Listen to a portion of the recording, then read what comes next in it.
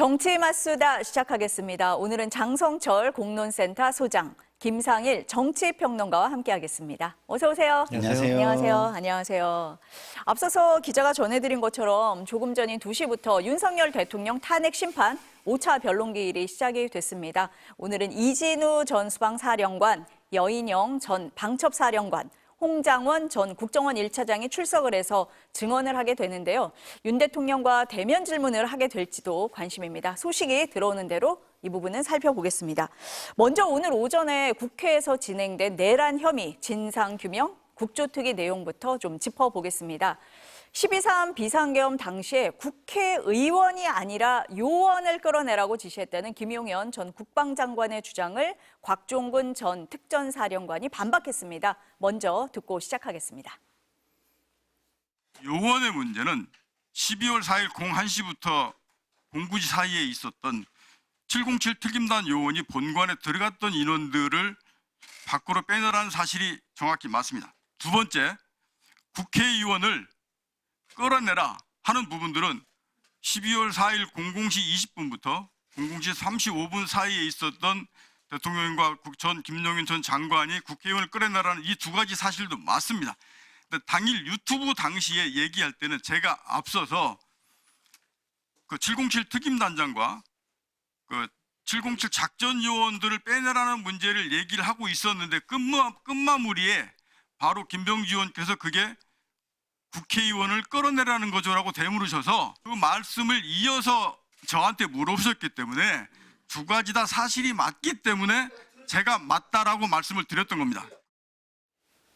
지난번 헌재 변론 때 이 얘기가 많이 나왔잖아요. 의원이 아니라 요원을 끌어내라고 한 거다. 뭐 이 얘기였는데 곽 전 사령관이 오늘 이 부분에 대해서 반박을 했습니다. 어떻게 들으셨어요? 둘 다 맞다라는 거잖아요. 어차피 비상계엄 해제 결의안이 국회에서 통과됐으면은 요원도 밖으로 나와야 되는 거 맞고 거기서 뭐 하겠습니까? 그리고 국회의원을 끌어내라는 것은 일관되게 뭐 각 사령관들이 지속적으로 얘기했던 부분들이거든요. 근데 이것을 갖고 요원이다라고 국민의힘 측이나 김용현 장관 쪽에서 억지로 우겼다라는 그 사실이 좀 말장난이 아니었느냐, 저희들 그렇게 좀 생각을 했었잖아요. 그래서 뭐 우리가 듣기 평가 다시 해야 되느냐 그런 것도 얘기를 했었는데, 이러한 참 쓸데없는 논쟁을 갖고 우리가 그동안 많은 에너지를 소모하지 않았느냐, 그런 아쉬움과 안타까움이 좀 있어요.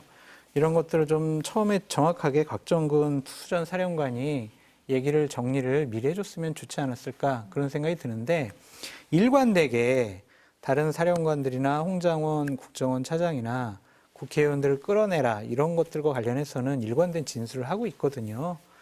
그래서 윤석열 대통령 측이나 김용현 전 장관이 아니야, 우리 그런 지시한 적 없어, 사령관들이 말귀를 잘못 알아듣고 끌어낸 거야, 그런 지시를 받은 거야, 이렇게 얘기하는 것도 상당히 좀 무리가 있지 않냐, 그런 생각이 듭니다. 어떻게 들으셨어요? 책임 있는 자리에 계신 분들의 말이 너무 가볍다.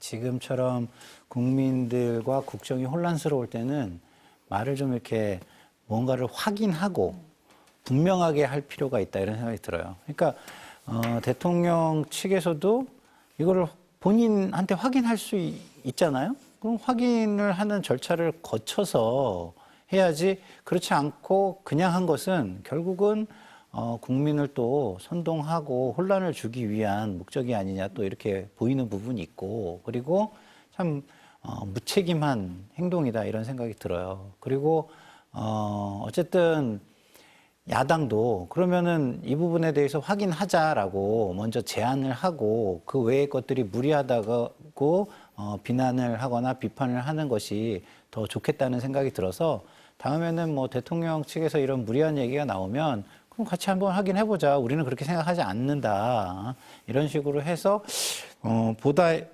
여기에서 국민들에게 조금 더 지금 굉장히 예민한 상황을 어떤 선동을 하거나 충동적인 상황을 만들 수 있는 이런 모든 거는 책임 있는 위치에 있는 분들은 좀 자중할 필요가 있겠다, 이런 생각을 좀 했습니다. 네, 두 분이 말씀하시는 동안 조금 전 헌재에서 들어온 화면을 저희가 좀 함께 보여드렸습니다. 그 헌법재판소 대심판정 안의 모습을 보여드렸고요. 윤석열 대통령이 착석해 있는 모습까지 전해드렸습니다. 이후에 뭐 이제 그 진술이라든지 증언이라든지 이렇게 진행이 될 텐데요. 어떤 내용이 들어오면 저희가 그것은 속보로 좀 전해드리도록 하겠습니다. 지금 이제 말씀을 하셨었는데 그럼 윤석열 대통령이 과연 어떤 지시를 했느냐 이런 부분이 이제 밝혀져야 되는 부분인데 어제 이제 검찰의 공소장이 여러 언론사를 통해서 이제 공개가 됐습니다. 거기 내용에 보면은 언론사에 대한 단전 단수 얘기가 있었어요. 이상민 전 장관이 지시한 거 아니냐? 뭐 이렇게 얘기가 나왔었는데 이 전 장관은 아예 대답을 안 했었거든요. 그런데 공소장에 보니까 윤석열 대통령이 직접 지시를 했다. 근데 문건을 통해서 했다. 뭐 이렇게 돼 있어요. 그동안에 최상목 문건 얘기는 우리가 많이 했었고 조태열 장관도 문건을 대통령으로부터 받았다. 뭐 이런 얘기를 했는데 지난번 헌재 변론 때 김용현 전 장관이 얘기했잖아요. 모든 장관에게 다 문건을 줬다. 어떻게 보셨습니까? 이 부분. 그러니까 비상계엄을 그냥 야당에게 경고하거나 아니면 국민들께 야당의 여러 가지 무리한 일들에 대해서 알리려고 했던 그런 가벼운 차원은 아니었다라고 볼 수밖에 없죠. 그래서 좀 어느 정도는 치밀하게 계획을 세워서 제대로 된 비상계엄을 하려고 한 것이 아니냐 그렇게 좀 볼 수밖에 없고요. 단전단수 조치를 대통령께서 직접 지시하셨다라는 것은 어제 공개된 공소장에서 처음 밝혀진 거잖아요. 그렇죠. 그동안은 이상민 전 장관이 지시를 했다고 알려졌는데 이거는 대단히 큰 증언이 될 것 같아요. 왜냐하면 헌법상에 언론 출판의 자유가 있잖아요. 그런데 언론사들을 봉쇄를 하고 단전 조치를 하겠다는 것은 언론의 자유를 심각하게 훼손하려고 그리고 그것을 지키지 않겠다라는 대통령의 의지가 이 지시에 나온 거잖아요. 그러면 헌법재판에서는 상당히 불리하겠죠.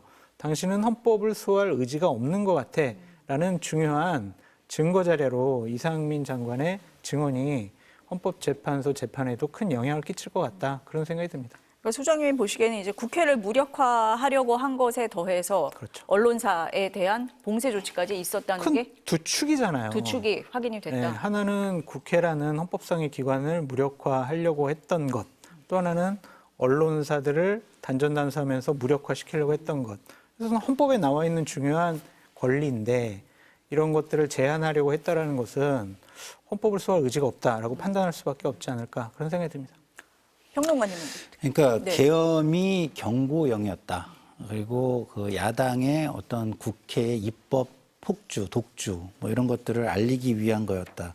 이런 말이 다 거짓말이라는 것이 여기서 드러나는 것이고, 그리고 불법적으로 어떤 국회라는 입법기관을 무력화하는 국헌 문란뿐만 아니라 언론의 자유, 헌법상의 기본권을 위법적으로 불법적으로 제한하려는 시도까지 있었다. 이런 게 확인되는 것이죠.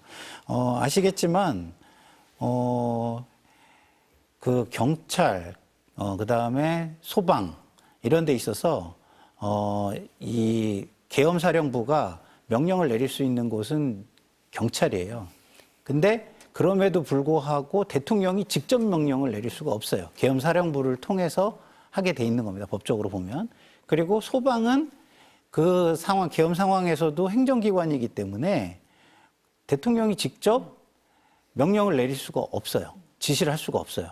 그리고 계엄사령부도 거기는 그런 식으로 할 수가 없습니다. 그것도 그 행정부의 어떤 국헌을 문란하는 어떤 행위가 될 수 있는 거거든요. 그렇기 때문에 굉장히 초법적인 비상 지시를 한 것이다. 그럼 이 또한 말씀하신 대로 위법적이고 위헌적인 행위를 한 것이라고 보여서 탄핵 사유가 좀 더 명확해지는 것이 아닌가 이런 생각이 듭니다. 두 분 다 좀 공통적으로 말씀을 하고 계신 거네요. 어제 공소장에 보니까 또 군 병력에 대해서 윤 대통령과 김용현 전 국방장관이 상의한 부분, 뭐 그런 부분도 적시가 돼 있더라고요.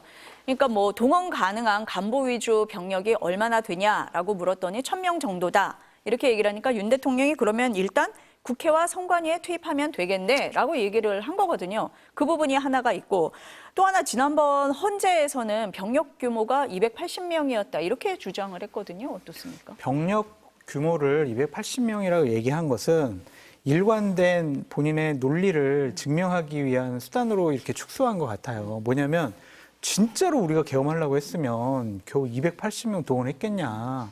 우리가 1000명, 10,000명 뭐 이렇게 다 동원해가지고 국회도 완전히 봉쇄하고 다른 언론사들도 봉쇄하고 선관위도 봉쇄하지 280명 동원했다는 것은 우리는 그냥 경고성 차원의 계엄을 한 거야. 그런 식의 논리를 전개하기 위해서 이런 식의 축소된 병력 동원을 얘기한 것 같은데 일단 이런 것들이 너무 많은 분들이 관여되어 있잖아요. 김영욱 국방장관도 있고 그 밑에서 명령을 수행한 사령관들이 있잖아요. 그리고 현장에 출동해서 국회 본청 안으로 들어간 선관위에 들어간 이러한 뭐 대장들, 대대장들 다 있잖아요. 그분들의 증언들을 다 합쳐보면 280명은 말이 안 된다는 것이 이미 드러났고 또 선관위나 국회에 투입하면 되겠나라고 말씀하신 것은 헌법기관들을 무력화시키겠다. 그것은 비상계엄을 가볍게 하지 않았다.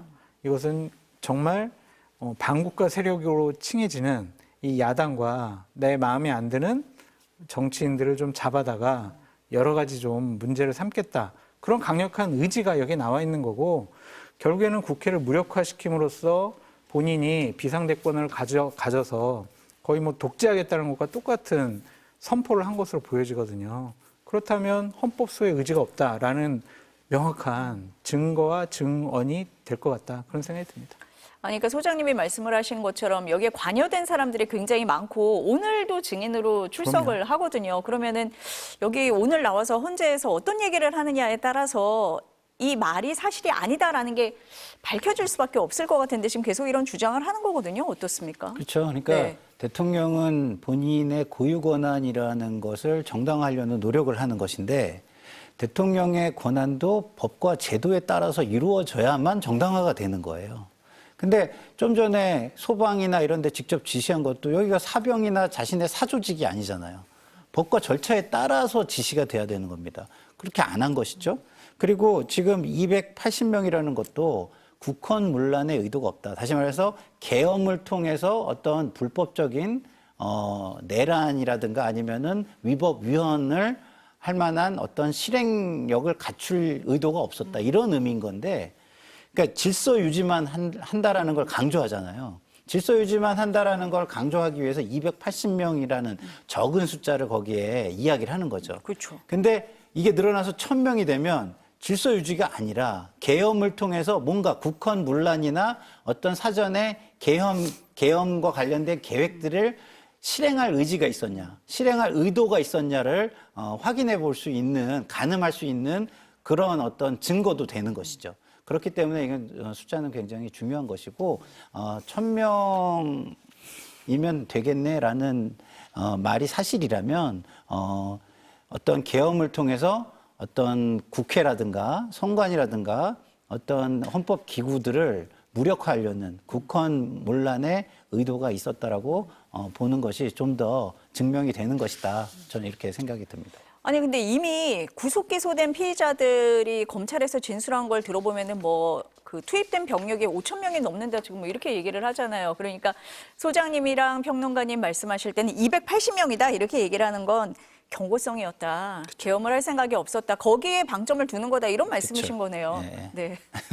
지금 이제 공소장이 공개가 됐고 이렇게 되면은 20일부터 형사 재판이 시작이 됩니다. 그런데 벌써부터 이제 담당 판사에 대한 공격, 또 사법부 흔들기, 뭐 이런 얘기가 많이 나오거든요. 어떻게 보십니까, 이 부분은? 그러니까 일관된 이것도 하나의 입장인 것 같아요. 헌법재판관도 흔들기 하고 있고 담당 판사도 흔들기 함으로써 판결의 정당성이 없어. 이런 것들을 통해 가지고 나는 판결이 나에게 불리하게 나오면은 불복할 거야. 인정할 수 없어. 거리에서 나를 지지하는 지지자들과 함께 투쟁을 할 거야. 싸울 거야. 이러한 논리로 전개하기 위한 빌드업이 아니냐 그런 생각이 드는데 제발 이러지 않았으면 좋겠어요. 저는 문재인 정권 시절에도 본인들 쪽 인사들에게 불리한 판결이 나왔을 때 민주당 쪽 의원분들이나 당에서 뭐 판사도 찾아가고 대법원도 찾아가고 막 뭐 신상 명세 공개해가지고 상당히 판사를 압박하는 그런 모습을 보였는데 그게 시스템을 흔드는 거거든요. 똑같은 일을 그 당시에는 국민의힘 계열의 정당이 비판을 했단 말이에요. 근데 지금 자기네들한테 불리할 것 같으니까 이런 사법부 흔들기, 뭐 재판부 흔들기, 사법 시스템을 인정 안 하는 거, 법치주의의 근간을 인정 안 하는 거, 이런 것들은요, 대한민국 국민으로서 그리고 지금 중요한 역할을 하는 어떠한 지금 그 현직 대통령이잖아요. 그쪽에서 해야 될 일은 아닌 것 같아요. 그래서 제발 시스템을 흔들거나 사법부를 흔드는 그러한 행동들, 말 이런 것들을 안 하셨으면 좋겠다. 그건 나라가 망해가는 징조가 된다. 그렇게 말씀드려요. 근데 정치인들뿐 아니라 지지층들까지 가세를 해서 지금 그렇게 하고 있는 분위기거든요.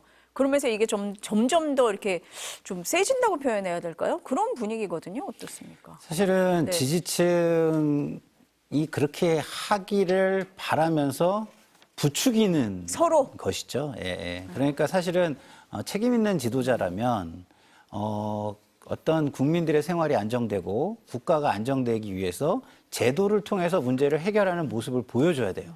근데 제도를 통해서 본인이 불리할 것 같으면 국민을 선동해서 사회를 혼란을 시켜서 자기의 영역을 지키려고 하는 모습, 자기의 이익을 지키려고 하는 모습, 이런 모습을 보여지는 게 굉장히 안타깝고요. 이렇게 되면 말씀하신 것과 같은 맥락에서 어떤 사법의 권위, 신뢰는 굉장히 훼손될 수밖에 없고 제도가 무력화된다라는 겁니다. 자, 헌재라는 제도가 있는 겁니다. 그러면 여기에 문제가 있다라고 생각하면 제도를 바꿀 생각을 해야지, 거기에 한 사람 한 사람의 성향을 공격해가지고 그 결과물에 대해서, 그 판결에 대해서 영향을 주려고 하는 거는 굉장히 잘못된 것이죠. 그런 식으로 따지면 대통령이 임명한 사람들의 성향은 대통령 성향이라고 볼 수밖에 없기 때문에 그 또한 공격당해야 마땅한 거 아니겠습니까?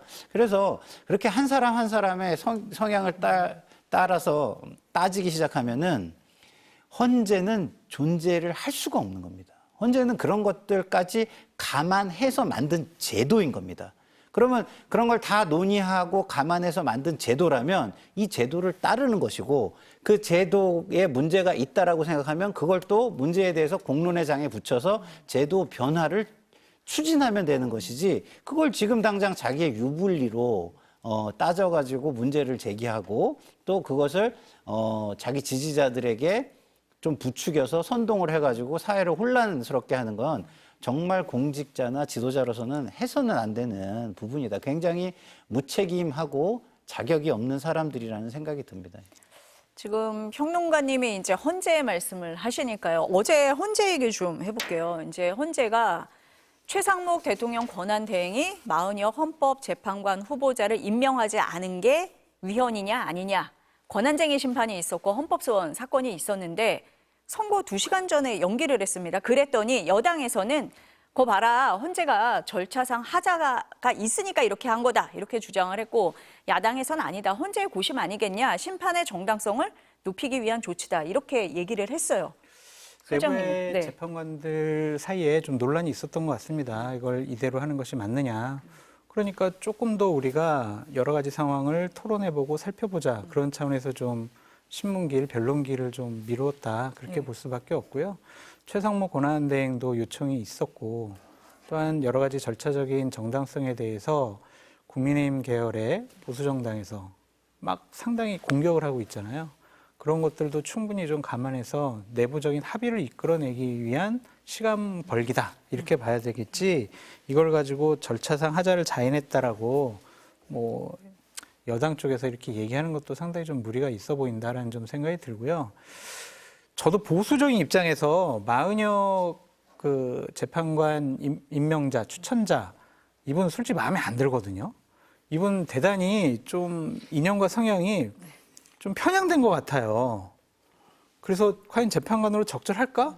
그런 생각은 있어요. 근데 하지만 국회에서 합의를 하고 의결을 했잖아요. 그런데 그걸 가지고 문제가 있다, 이거는 임명하면 안 된다, 그런 식으로 얘기하는 것이 과연 맞을까, 그런 생각이 듭니다. 그 전에 본회의에서 의결하기 전에, 물론 국민의힘이 의결에는 참여하지 않았지만 추경호 원내대표가 합의한 부분, 권선동 원내대표가 내가 합의 안 했는데 이렇게 얘기한다고 해가지고 이것이 합의가 안 됐다, 여야간 합의가 안 됐다고 보기도 어렵잖아요. 그래서 마음에 안 들지만 국회에서 어쨌든 다수결로 결정이 됐으면 그거를 따르는 것이 여당의 책무고 민주주의의 시스템을 인정하는 거지, 내 마음에 안 드니까 다 그냥 판을 엎어버리는 것이 과연 맞는 것이냐, 그런 생각이 좀 듭니다. 그래서 헌법재판소에서는 이거는 임명을 해야 된다라고 얘기를 할 것 같은데, 최상목 권한대행도 그냥 절차대로 임명하는 것이 맞지 않느냐, 그런 생각이 듭니다. 굉장히 그 대통령 탄핵과 관련된 엄중한 사안이잖아요. 그렇죠. 그래서 여러 문제 제기가 됐고 그 문제 제기를 수용하는 모습을 보인 것이라고 저는 봅니다. 근데 문제 제기하는 걸 수용해 줬더니 그게 절차에 문제가 있다고 얘기하는 거는, 그럼 앞으로는 모든 문제 제기를 무시해라라고 얘기하는 거랑 똑같은 거잖아요. 그래서 저는 굉장히 이율배반적인 행동이다라는 생각이 듭니다. 만약에 절차적인 문제가 있었다면 내부에서 문제 제기가 있었겠죠. 그리고 그 내부의 문제 제기가 제대로 해소가 안 됐다면 그 밖으로도 문제가 터져 나왔겠죠. 그렇기 때문에 절차적인 문제가 있다라고 얘기하기는 좀 힘든 것 같고요. 법관들은요, 평생을 예단을 갖지 않는 훈련을 받으면서 그 훈련을 하면서 평생 그 일을 하는 사람입니다. 그러니까 당사자와의 직접 관계가 없다면 그걸 가지고 뭔가 그 가능성과 추정을 가지고 공격을 하는 거는 저는 맞지 않다고 봐요. 그러면 그거는 아까도 말씀드렸지만 제도 전체를 흔드는 겁니다. 이게 법원의 시스템과 헌재 시스템은 달라요. 법원의 시스템은 3,000명이 넘는 법관들이 있어서 거기에서 그 나름대로의 어떤 권위라든가 검증이라든가 이런 게 헌재 재판관이나 대법관만큼의 검증을 해내지 못했기 때문에 제척이나 기피 등등을 많은 제도를 더 폭넓게 인정을 해주는 겁니다. 그리고 삼심 제도도 있고 그렇죠. 그렇기 때문에. 근데 헌재 재판관은 대법관하고 거의 준하는 사람들이에요. 수많은 사람들의 어떤 평가와 검증과 이런 걸 통해서 그 자리에 간 사람들입니다. 그리고 성향이 조금씩 다르다는 걸 인정한 상태에서 9명을 모아놓은 거예요. 그래서 그 상태에서 열심히 합의제로 토론을 해가지고 의사결정을 해. 그럼 우리가 따라줄게. 라고 제도로 합의한 내용입니다. 근데 그걸 가지고 자꾸 이런 식으로 흔들어대는 것은 본인들도 행정부에서 책임 있는 위치에 있잖아요. 그러면 그 권한에 대한 의구심을 자꾸 제기를 하면 그걸 뭘로 방어하겠습니까? 법이나 제도로 방어할 수밖에 없는데 이런 식으로 흔들면 본인들도 결국에는 흔들릴 수밖에 없다. 그런 것을 꼭 기억했으면 좋겠다. 이런 생각이 듭니다. 국민의힘이 이제 저런 주장을 하려면 다음번 총선에서 이겨가지고 다수당이 되거나 200석 정도 얻어서 네. 법을 바꿔버리면 돼요. 근데 지금 법이 있는 상황에서 여당 추천 있고 야당 추천 있고 여야 합의 추천 있고 대통령 추천 있고 대법원장 추천 있고 다양한 사회적인 경험과 가치관을 가진 사람들을 다양하게 헌법재판관으로 임명하면서 현재 우리 사회가 이끌어 나갈 가치가 무엇인가, 그것을 상호 토론과 토의, 협의를 통해 가지고 결정하라는 거잖아요. 근데 그걸 가지고 야당이 추천했다고 편향성이 있어, 이렇게 지적하면서 너는 헌법재판관 자격 없어, 임명하면 안 돼, 이런 식의 얘기가 과연 맞는 것이냐. 그러면은 여당에서 추천한 분 야당 쪽에서 보수 성향이고 편향됐어, 안 돼, 이렇게 하면 어떡할 거예요. 그러면은 난장판 되거든요. 그래서 차라리 이럴 거면 여야가 합의해가지고 헌법재판소를 없애버리든지 아니면은 제도를 존중해라, 그렇게 말씀드려요. 그러니까 그만큼 법과 제도가 중요하다는 아, 얘기인데 그럼요. 그거를 흔들려고 하는 그렇죠. 시도다 지금 그건 이렇게 아니에요. 보시는 거잖아요, 두 분 다. 그리고 네. 아까도 말씀드리지만 저분들이 법관으로서 계속해서 훈련받고 그 결과에 대해서 평가받고 이렇게 평생을 살아오신 분들이에요. 그래서 저분들이 그 안에서 9명이 토론한다는 건 그냥 자기의 주장을 펼치는 게 아니에요. 법, 헌법, 그다음 법리, 그다음 판례가 법리죠. 그런 것들을 다 가지고 토론을 해가지고 그 기준을 가지고 서로 토론했을 때 결론에 이르를 수 있는 판단력을 가진 사람이라는 거를 우리가 믿어야 되는 것이지, 그걸 못 믿으면 헌재는 있을 존재 가치 자체가 없는 겁니다. 아니 국민의힘에서 지금 마은혁 후보자를 임명하면 안 된다라고 얘기를 하는 게 대통령 탄핵 심판에 만약에 마은혁 후보자가 참여를 할 경우에 국민의힘 입장에서는 조금 불리한 결과가 나올 수 있다. 이렇게 보기 때문이잖아요. 그러니까 성향상, 사실. 네. 과거의 뭐 경험상, 경력상 그동안 해왔던 판결의 내용 보면은 인용에 찬성할 것 같아. 그러니까 안 돼. 네. 이제 이런 논리인 것 같은데 잘못된 것 같아요. 무지개가 있잖아요. 근데 파란 색깔이 있다고 그래서 저 무지개는 잘못된 무지개인데 이럴 수가 없잖아요. 그 무지개가 여러 가지 색깔들이 모여서 조화로운 모습을 나타내는 것처럼 그냥 다양한 분들이 모여서 그냥 합의하고 논의하고 그렇게 하라고 임기까지 보장해 놓는 거 아니겠어요? 그 권한을 존중해 줘야죠, 그러면은. 아니면 처음부터 그걸 다 없애버리든가. 그래서 국민의힘의, 저는 보수우파 쪽 입장이지만 국민의힘의 주장은 좀 무리가 있지 않나 그런 생각이 듭니다. 아니 근데 지금 이제 헌재 선고가 이제 연기가 되면은 네. 마은혁 후보자가 만약에 임명이 된다 해도 시기가 좀 늦어지잖아요. 그러면은 윤 대통령 탄핵 심판에 참여 못할 수도 있고 또 참여를 하게 되면은 절차를 가지고 따질 수도 있을 것 같거든요. 또 이럴 수도 있다고 하더라고요. 그러니까 마은혁 재판관을 임명을 차라리 하도록 최상목 권한대행에게 국민의힘이 얘기를 해서 풀어주는 거예요. 그러면 마은혁 재판관은 그동안 탄핵 심판에 대한 여러 가지 뭐 보고서나 이런 것들을 자료들을 보지 못했잖아요. 그동안 참여를 못했던 거죠. 네. 그러니까 국민의힘의 전략은 일단은 첫 번째는 탄핵 심판이 빨리 안 나오도록 시간을 질질 끌자. 180일 보장해라 이거 네. 아니에요. 네. 그럼 문제 제기하는 거죠. 아니 마은혁 재판관이 지금 자료를 보지 못했으니까 이건 처음부터 다시 시작 재판. 하자. 네, 그러니까 다시 변론, 다시 네. 증인들 다시 나와가지고 다시 하자. 이제 이렇게 주장할 수가 있으니까 차라리 어제 그냥 찬성해 주는 게 어땠을까 그러한 얘기도 나오더라고요. 근데 이제 지난번 박근혜 대통령 탄핵도 8명이 네. 선고를 했잖아요. 근데 전원 일치였죠, 만장일치. 근데 네. 그것도 좀 옳지 못한 것 같아요. 이 대통령 탄핵이라는 중요한 문제를 9명이라는 정원이 차지 않은 상태에서 결정하는 것도 무리가 있어 보인다. 그래서 어떠한 정치적인 논란이 있더라도 완전체를 통해서 헌법재판이 대통령 탄핵 심판을 했으면 좋겠다. 그런 생각이 듭니다. 그래야 여당이건 야당이건 불복을 안 하고 이거는 인정을 못하는 그러한 엉뚱한 얘기나 판단을 못할 것 같아요. 평론가님은 어떻게 보십니까? 저는 뭐 네. 그 전례가 굉장히 중요한데 8명으로 탄핵 심판한 전례가 있잖아요. 그러면 일단은 저는 그거는 논란의 여지는 없을 거라고 보거든요. 근데 마은혁 재판관이 이렇게 뒤늦게 추가되는 게 논란이 된 상황에서 들어오면 논란이 생기잖아요. 그렇기 때문에 만들 수도 있죠. 네, 만들어낼 수도 있잖아요.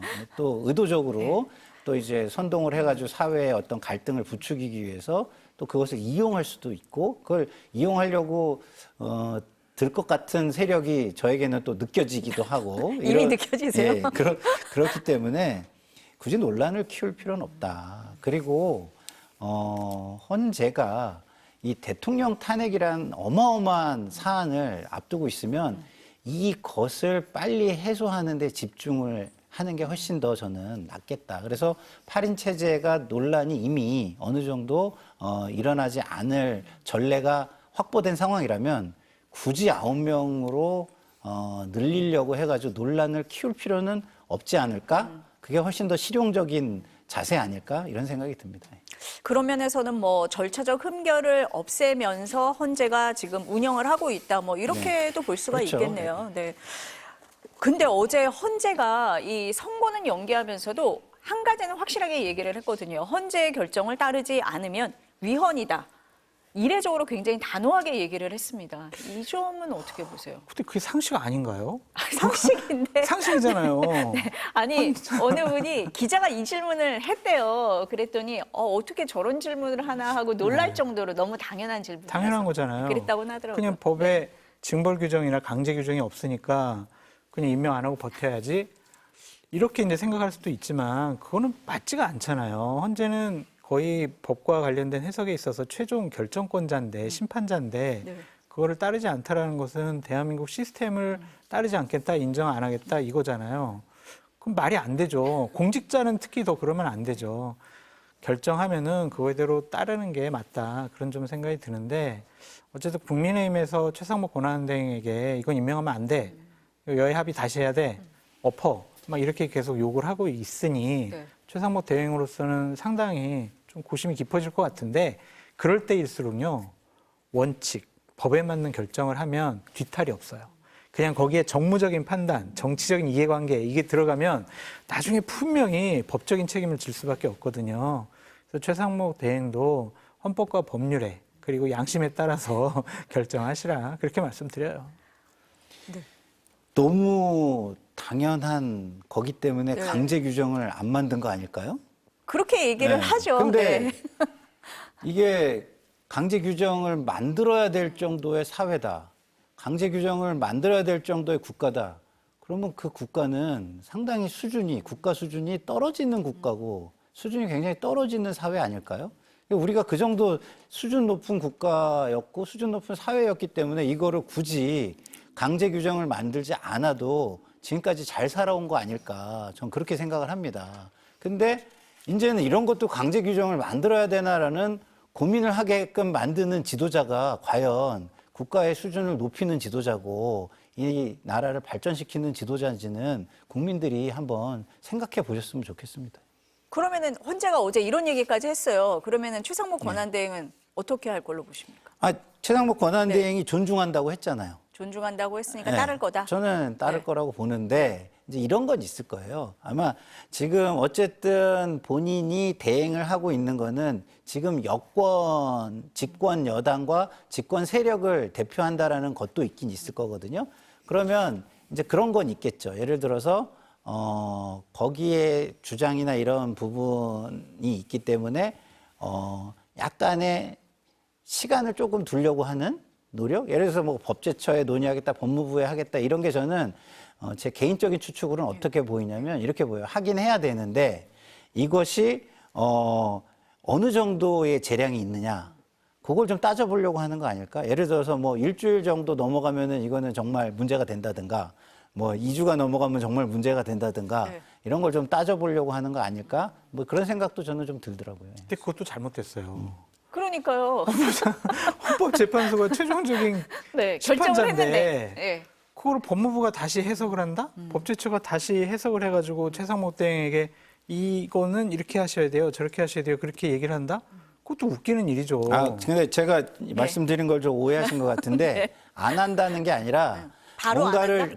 뭔가를 치유하려면 치유를 하는데 시간이라는 게 존재하잖아요. 그래서 그 치유의 시간이라는 게 언제까지 용인될 수 있느냐라는 부분을 가지고 최대한 어쨌든 자기 진영 편을 드는 모습을 좀 네. 들고 싶어 하지 않겠냐라는 말씀을 드린 거고 당연히 따르는 거는 당연히 따라야죠. 근데 국회 보세요. 위헌된 거 지금 안 하고 있는 것들 많이 있잖아요.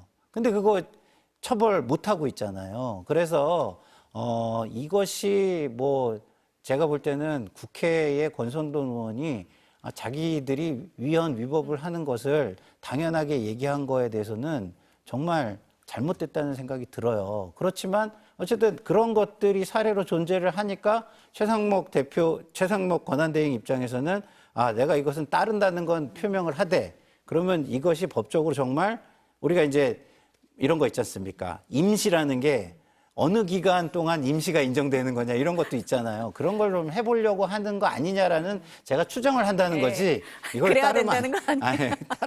따르지 않아도 된다 이런 네. 얘기를 하는 건 전혀 아니에요. 헌재에서도 지금 뭐 기재부 관계자 발로 그런 보도가 나오니까 이거는 반드시 따라야 된다라고 당연하죠. 확실하게 얘기를 하려고 해서 이런 얘기를 한 것 같습니다. 권성동 원내대표 얘기를 하시니까 국민의힘 얘기로 좀 넘어가 보면요. 어제 권영세 비대위원장과 권성동 원내대표 그리고 나경원 의원이 윤 대통령 접견을 했습니다. 여야의 관련 발언부터 들어보시겠습니다. 지금 대통령이 직무 정지가 돼 있을 뿐 우리 당 출신 대통령이니까 당연히 나 같은 사람 입장에서는 가야 된다고 생각을 해서 가게 됐는데 나라에 대해서 거기 안에서도 굉장히 걱정이 많으신 것 같다 이렇게 생각이 되더라고요. 일반적으로 뭐 청년 하고 다른 세대 다 뭉치고 그다음에 우파 생각에서도 뭐 여러 가지 생각 가진 사람들이 많을 텐데 다 잘 뭉쳐가지고 그래서 국민들의 지지를 많이 받을 수 있도록 그렇게 해달라. 윤석열은 지금 이 순간까지도 위헌, 위법한 12.3 내란 사태를 부정하고 자신은 아무 잘못이 없다고 강변하고 있는 파렴치범입니다. 헌정 질서를 무너뜨리고도 이렇게 뻔뻔한 내란 수계를 여당 지도부란 사람들이 직접 찾아간 것 자체가 국힘은 내란 공범임을 자인한 것입니다. 정상적인 인간이라면 도저히 할 수 없는 짓을 뻔뻔하게 하고 있습니다. 네, 지금 저희가 얘기 나누고 있는 중에 법조팀의 유서영 기자가 이 자리에 함께 하고 있는데요. 2시부터 지금 탄핵 심판 5차 변론이 시작이 됐잖아요. 지금 뭐 전해지는 내용 뭐 있습니까? 네, 조금 전에 오늘 첫 증인인 이진우 전 수방사령관의 증인 신문이 시작됐습니다. 이 전 사령관은 군복 차림으로 증인석에 앉았다고 했고요. 선서도 했습니다. 윤 대통령 역시 정장 차림으로 지금 피청구인석에 앉아 있는데요. 증인 신문에 앞서 진행된 내용 좀 먼저 전해드리면요. 재판부는 오늘 변론을 시작한 뒤에 좀 증거들을 정리하고 양측으로부터 의견을 들었습니다. 앞서 조지호 경찰청장이 헌재에서 증인으로 채택됐는데도 본인의 어떤 건강상 이유 때문에 불출석해야 할 것 같다고 사유서를 냈는데요. 그러자 이번엔 윤 대통령 측에서 김봉식 전 서울경찰청장을 증인으로 신청을 했고 재판부에서 이걸 오늘 받아들이겠다고 했습니다. 또 윤 대통령 측에서는 주 1회 심판으로 기일을 지정해 달라고도 요청을 했는데요. 또 재판부는 국회 측이 이전에 한번 요청을 했었던 증인과 대통령의 분리는 오늘 좀 일부분 수용하기로 했습니다. 증인이 직접 가림막 설치나 퇴정을 요구하면, 그러니까 대통령의 퇴정을 요구하면 가림막 설치만 수용할 수 있다고 했습니다. 재판부 전원의 일치된 의견이라고도 덧붙였는데요. 일단 대통령이 지금 직무 정지 상태긴 하지만 본인의 지휘권자였기 때문에 어떤 증인들이 심리적 압박, 또 사실대로 말할 수 있는지 그런 부분들의 어려움이 있을 수 있어서 국회 측이 기존에 한번 재판부에 요청을 했었는데 이거를 좀 일부분 받아들인 겁니다. 다만 이 전 사령관은 지금 국회 측 신문에 사실상 증언 거부권을 좀 행사하는 걸로 보입니다. 재판을 받는 피고인인 만큼 분리할 수 있는 진술은 당연히 답을 안 할 수는 있는데요. 지금 대통령한테 전화를 받았냐, 또는 뭐 검찰 조서 내용이 사실이냐, 이런 대부분의 주요한 질문들에는 답을 하지 않고 있다고 합니다. 이 때문에 재판부에서 거부할 거면 거부한다고 말을 해야 한다며 한 차례 지적을 한 걸로도 전해지고 있습니다. 그러니까 2시 반부터 이진우 전 수방사령관이 증인으로 지금 헌재 변론에 나와 있는 거고 그 자리에서 국회 측 증인으로 나와 있기는 한데 재판을 받고 있어서 답변을 거부하고 있는 상황이다. 그리고 증인과 대통령, 지난번에는 분리를 안 했었잖아요. 그런데 오늘은 일부 가림막을 설치하는 정도에서 수용할 수 있다. 뭐 이렇게 나온 것 같습니다. 소장님 어떻게 보세요? 뭐 증언을 네. 거부하더라도 국회에서 그동안 많은 증언이 있었고 검찰 조사에서 여러 가지 진술을 한 것으로 알려져 있잖아요. 그리고 검찰에서는 다양한 방법으로 여러 가지 증언에 대한 정황적인 증거도 확보하고 있는 상황이기 때문에 헌법재판소에서 이진우 사령관이 증언을 거부하더라도 그것이 윤석열 대통령에게 유리하다. 그렇게 보기는 어려울 것 같아요. 그래서 증언을 거부하는 것이 헌법 심판에 그렇게 큰 영향력을 미칠 것이다, 끼칠 것이다라고 추측하기는 어려운 것 같습니다. 평론가님 어떻게 보세요? 이진우 전 사령관이 군인이잖아요. 군인이기 때문에 어쨌든 대통령이 본인의 상급자였다는 것 때문에 한 특정 진영에서는 군인 맞냐라는 식으로 굉장히 모독적인 비난을 해요. 그렇기 때문에 대통령이 있는 자리에서 굳이 내가 증언을 할 필요가 없다라고 생각하는 거 아닌가. 왜냐하면 이미 본인이 증인으로서의 선서를 하고서 증언을 한 곳이 있습니다. 그게 국회 청문회입니다. 그렇죠. 그래서 국회 청문회에서 이미 본인이 증인 선서를 하고 증언을 다 해놓은 것이 있기 때문에 굳이 여기서 더 할 필요가 있느냐. 내 입장이 이미 다 거기에서 이야기가 되어졌고 그것을 여기에서 번복하거나 뭐 말실수를 하면은 위증해제를 또 받을 수가 있잖아요. 그래서 괜히 위증해제에 몰릴 필요도 없고 괜히 어쨌든 상관이었던 대통령에 대해서 군인 맞냐라는 어떤 인격모독적인 비난을 받을 필요도 없다라는 생각 때문에 뭐 굳이 여기에서는 답변을 하지 않겠다고 거부하는 거 아닌가 이런 생각이 듭니다. 이진우 사령관이 만약 윤석열 대통령을 도와주려고 네. 저 증인석에 앉아 있다면 뭐 국회 쪽의 변호인들이 물어보는 거에 이렇게 답했어야죠. 예를 들면은 대통령이 의원들 끌어내리라고 했어? 라고 물어보면 네. 아니요. 끌어내라고 안 했는데요. 그냥 제가 잘못 알아들었는데요. 네. 이렇게 하는 것이 대통령을 도와주는 거지 답변하지 않겠습니다라고 하면은 그동안 국회나 검찰에서 증언을 했던 그런 것들이 이진우 사령관이 대통령에게 지시받은 구체적인 사항이다라고 볼 수밖에 없는 거잖아요. 그래서 저렇게 답변 안 하는 것이 대통령을 도와주는 것도 아닌 것 같다. 그런 생각이 드네요. 그러니까 두 분이 말씀을 하신 것처럼 국회 청문회나 검찰 진술에서 이미 다 얘기를 한 게 있다. 그러니까 뭐 오늘 진술을 안 한다, 답변을 안 한다고 해서 뭐 윤 대통령 측 입장에 동조를 하거나 그렇게 받아들이지는 않을 거다. 이렇게 근데 보시는 거네요. 검찰 네. 진술 조서 같은 경우는 증거 능력이 있을지 없을지 그렇죠. 예, 네, 이게 네. 굉장히 나중에 어떻게 될지 모르는 거고요. 네.